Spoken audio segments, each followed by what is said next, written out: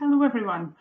I'd like to extend a really warm welcome to you all to this module on digital literacy and open education, which forms part of the core modules for the digital pedagogy PG Cert, PG Dip or MEd, whichever route it is that you're hoping to take.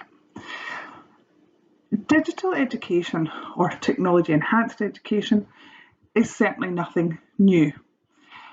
But what has changed significantly since the COVID-19 pandemic is the number of us that are engaged with either largely or solely an online delivery of our education. My name's Lizzie Hall and I'm your module leader for the digital pedagogy modules.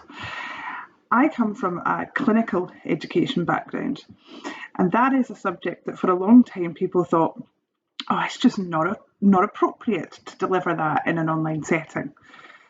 For a very long time, and still exists in some institutions, the idea was perpetuated that some subjects you just had to be face to face.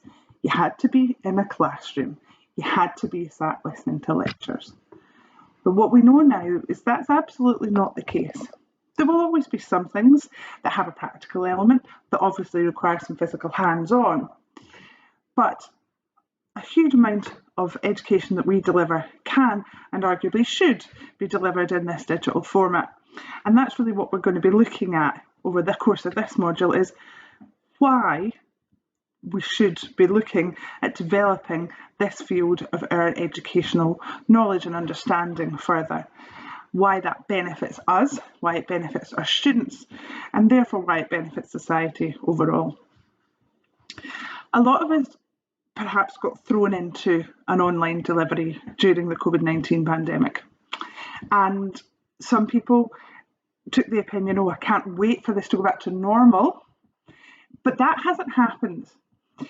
The whole way we view the delivery of education has changed, undoubtedly for the better.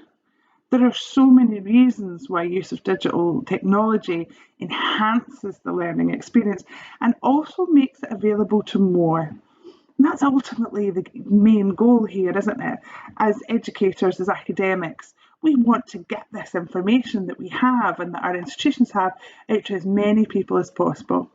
And if we can do that in a way that doesn't necessarily require students to be in a room at a certain time with a certain textbook, then we will be able to get more people access to it.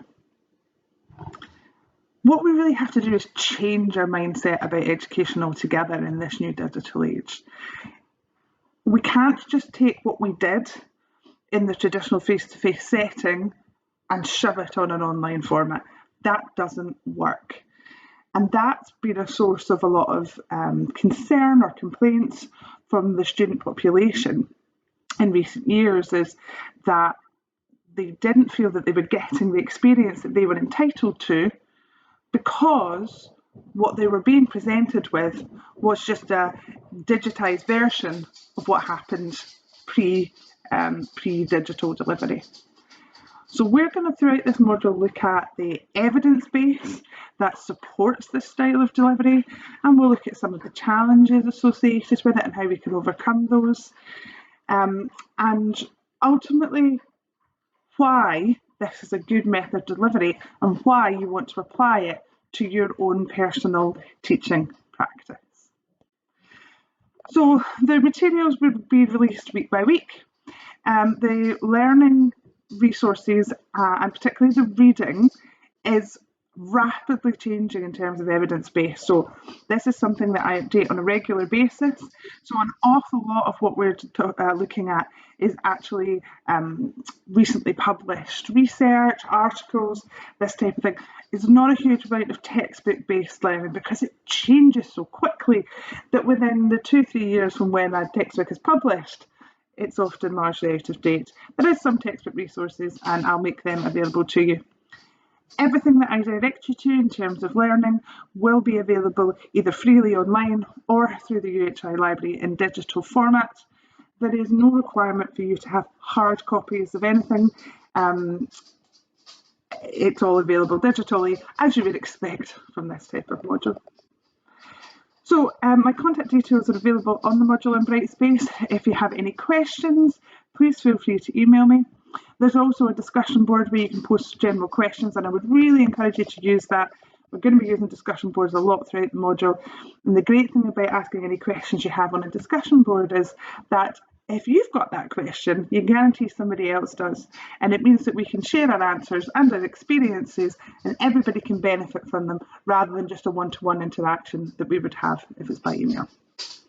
So I hope you enjoy the module content, and I always appreciate feedback. So if you have anything that you'd like to share with me, please feel free to do so.